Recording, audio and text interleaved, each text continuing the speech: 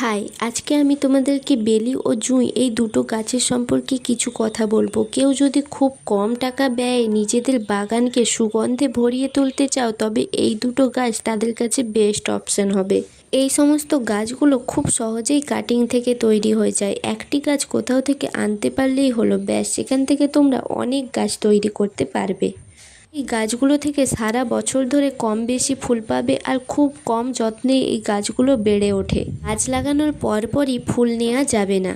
প্রথম ডালগুলোকে একটু পিঞ্চিং করে নিতে হবে, অর্থাৎ ডালের ডগাগুলোকে কেটে নিতে হবে। এর ফলে গাছের গ্রোথ ভালো হবে এবং বেশি পরিমাণে ডালপাতা গজাবে। এতে পরে বেশি পরিমাণে ফুল পাওয়া যাবে। আর বর্ষাকালে লক্ষ্য করতে হবে যাতে গাছের গোড়ায় কোনো জল না জমে থাকে। গাছের গোড়ায় জল জমে থাকলে গাছের ক্ষতি হতে পারে। আর কিছু জানার থাকলে কমেন্ট করো, আর যারা নতুন আছো চ্যানেলটাকে সাবস্ক্রাইব করে দাও। আর আজকের মতো